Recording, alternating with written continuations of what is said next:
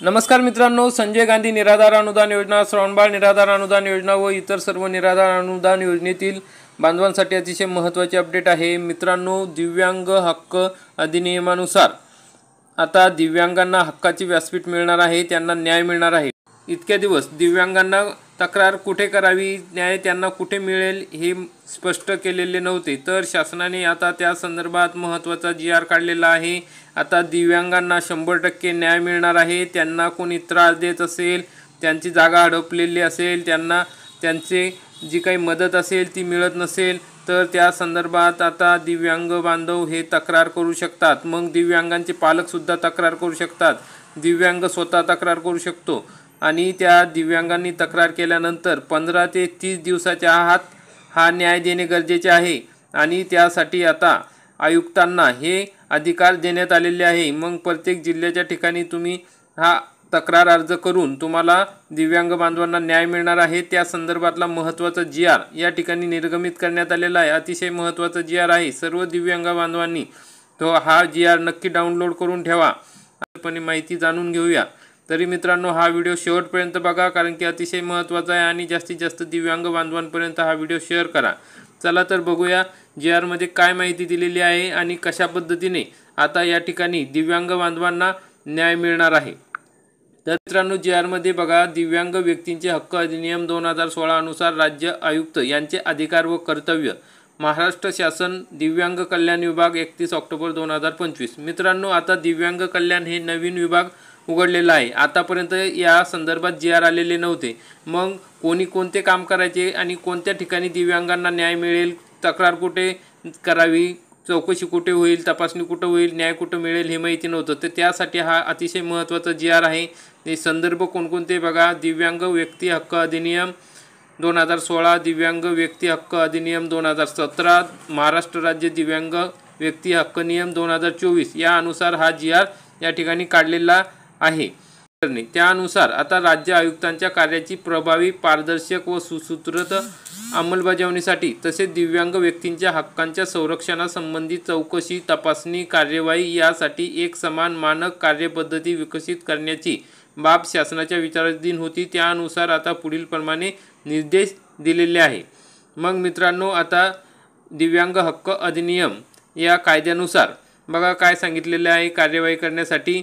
तर दिव्यांग व्यक्ती हक्क अधिनियम 2016च्या कलम 82 नुसार राज्य आयुक्तांसमोरील सर्व कार्यवाहीसाठी दिवाणी न्यायालयाचे अधिकार दिलेले आहे। म्हणजे राज्य आयुक्तांना काय दिवाणी न्यायालयाचे अधिकार या ठिकाणी दिलेले आहे। दिवाणी प्रक्रिया संहितेनुसार या ठिकाणी आयुक्तांनी खालीलप्रमाणे अधिकार असतील। मग साक्षीदारांना हजर राहण्यासाठी समन्स पाठवू शकतात, कागदपत्रे सादर करणे, कोणत्याही न्यायालयाकडून कार्यालयाकडून कोणत्याही सार्वजनिक दस्त किंवा त्यांची प्रत मागवणे, शपथपत्रावर पुरावे स्वीकारणे, साक्षीदार आणि कागदपत्रांच्या तपासणीसाठी आयोग कमिशन नेमण्याचे अधिकार या ठिकाणी आयुक्तांना राहणार आहे। तसेच भारतीय दंड संहितेनुसार राज्यातील आयुक्तासमोरील प्रत्येक कार्यवाही ही न्यायिक कार्यवाही असेल। फौजदारी प्रक्रियानुसार राज्य आयुक्त दिवाणी कार्यालय म्हणून काम पाहतील। म्हणजे जे दिव्यांग बांधवांच्या समस्या आहे त्या सर्व न्यायालयाच्या समस्यासुद्धा कोर्टात सुद्धा जायची गरज नाही, तुमच्या समस्या तक्रारी या ठिकाणी सोडवल्या जाणार आहे। त्यामुळे दिव्यांग बांधवांना मोठा दिलासा आहे की वर्षानुवर्ष जे कोर्टात खेटे मारावं लागत होते, जावं लागत होते, ते आता सर्व काही दिव्यांग आयुक्तांसमोर या ठिकाणी सगळ्या गोष्टी होणार आहेत। स्वतःहून कार्यवाही करण्यासाठी या ठिकाणी अधिकाराचा वापर करू शकणार आहे आयुक्त। तक्रार नोंदवली असेल तर दिव्यांग व्यक्ती किंवा त्यांचे पालक किंवा पालक प्रतिनिधी किंवा कायदेशीर प्रतिनिधी राज्य आयुक्तांकडे तक्रार नोंदवू शकतात। कोण तक्रार नोंदवू शकतं? स्वतः आयुक्त हे तक्रार नोंदवू शकतात। त्यांना जर चुकीचं वाटलं त्या ठिकाणी ते तपासणी करू शकतात। त्या ठिकाणी माध्यमिक किंवा विश्वसनीय स्रोत असतील त्यांच्या आधारित तक्रारींची चौकशीसुद्धा राज्य आयुक्त स्वतः करू शकतील किंवा तक्रार नोंदणी दिव्यांग किंवा दिव्यांगांचे पालक करू शकतील। तर मग प्रत्येक तक्रारदाराने या ठिकाणी हा तपशील देणे गरजेचे आहे। तर कोणता तपशील देणे गरजेचे आहे? तक्रारदाराचे नाव व पत्ता त्या ठिकाणी द्यायचा, प्रतिवादीचे नाव, वर्णन आणि पत्ता, म्हणजे तुम्ही ज्याच्या विरुद्ध तक्रार करणार आहे त्याचं नाव, त्याचा पत्ता आणि त्याचं वर्णन, काय तक्रार आहे, तक्रार व तक्रारीचे स्वरूप. तुमचं काय तक्रार आहे, एखाद्याने तुमची जागा बळकावली असेल, एखादा तुम्हाला त्रास देत असेल किंवा हिणवत असेल, म्हणजे अशा पद्धतीने जे काय दिव्यांग बांधवांच्या काय तक्रारी असतील वैयक्तिक स्वरूपातल्या किंवा मानधना स्वरूपातल्या, तसेच तुमचा हक्क असतील, तुमचे अधिकार असतील, त्या संदर्भातले ज्या काही तक्रारी असतील ते स्वरूप या ठिकाणी द्यायचे आहे आणि त्याचे पुरावेसुद्धा सोबत द्यायचे आहे. डॉक्युमेंट्स, व्हिडिओ असतील, फोटोज असतील, इमेज असतील. मग तक्रारदाराची मागितलेली मदत, मग तुम्हाला त्यातून काय हवं आहे. एखाद्या ठिकाणी काही दिव्यांग बांधवांच्या जागा, राहते घर कोणी बळकावलेले आहे, तर अशा पद्धतीच्या तक्रारी त्या ठिकाणी तुम्ही उल्लेख करायचे की तुम्हाला काय मदत हवी आहे. मग वरील मसुद्यात तक्रार प्राप्त झाल्यानंतर राज्य आयुक्त काय करणार, प्रतिवादीला त्याचे उत्तर दाखल करण्यासाठी, त्यांचे म्हणणं मांडण्यासाठी सदर तक्रारीची प्रत तात्काळ नोटीसद्वारे पाठवल. म्हणजे तुमच्या जे विरुद्ध आहे त्यांना नोटीस जाईल. त्याच्यानंतर 15 दिवसाच्या आत त्यांनी लेखी उत्तर द्यायचे आहे आणि त्यानंतर 30 दिवसाच्या आत राज्य आयुक्त ही सुनावणी पूर्ण करतील. मग सुनावणी निश्चित झाल्यानंतर त्या तारखेला तक्रारदार व प्रतिवादी किंवा त्यांचे अधिकृत प्रतिनिधी राज्य आयुक्तासमोर हजर राहतील. म्हणजे प्रतिनिधीसुद्धा त्या ठिकाणी हजर राहू शकतील. मग प्रतिनिधी सुनावणीसाठी कोणतेही कारण न देता अनुपस्थित राहिले तर राज्य आयुक्त सदर तक्रार हलगर्जीपणा, दुर्लक्ष म्हणून फेटाळू शकतील किंवा गुणवत्तेनुसार निर्णय घेऊ शकतील. सुनावणीच्या तारखेला जर प्रतिवादी त्यांनी अधिकृत केलेल्या प्रतिनिधी सदर सुनावणीसाठी अनुपस्थित राहिले तर राज्य आयुक्त दिव्यांग व्यक्ती हक्क अधिनियम 2016च्या कलम 82 नुसार प्रतिवादीला उपस्थित राहण्याकरिता समन्स बजावू शकतील. एकतर्फी निर्णयसुद्धा देऊ शकतील. जर त्या ठिकाणी ती नोटीसीला तो प्रतिवादी हजर राहिलाच नाही तर दिव्यांगाच्या बाजूने या ठिकाणी एकतर्फी निर्णय या ठिकाणी आयुक्त देऊ शकतील. त्यांना एवढे अधिकार राहणार आहे. राज्य आयुक्त योग्य कारणासाठी योग्य अटीवर कार्यवाहीच्या कोणत्याही टप्प्यावर तक्रारीची सुनावणीसुद्धा स्थगित करू शकतील. सुनावणी पूर्ण झाल्याच्या 15 दिवसात राज्य आयुक्त सदर प्राप्त तक्रारीबाबत निर्णय देतील व सदर निर्णय संबंधितास कळवतील. आपल्या तक्रारीवर तक्रार प्राप्त झाल्यापासून राज्य आयुक्त सर्व प्रक्रिया 60 दिवसात पूर्ण करतील. नंतर राज्य आयुक्तांची शिफारस केलेल्या शिफारशीवर संबंधित प्राधिकरणाने कार्यवाही करणे.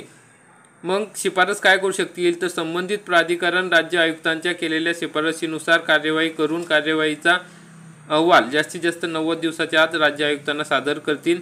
आणि शिफारस जर नाकारायची असेल तर त्या ठिकाणी त्यांना लेखी स्वरूपात कळवणे गरजेचं आहे. एखाद्या गोष्टीचं त्या ठिकाणी दिलेली असेल माहिती, विचारली असेल तर त्या ठिकाणी लेखी स्वरूपात राज्य आयुक्तांना देणे. प्रभावी अंमलबजावणी 80 आणि 82 अनुसार राज्य आयुक्तांनी मागितलेली आवश्यक माहिती व अनुपालन अहवाल सर्व अधिकारी प्राधिकारी यांना सादर करणे बंधनकारक राहील.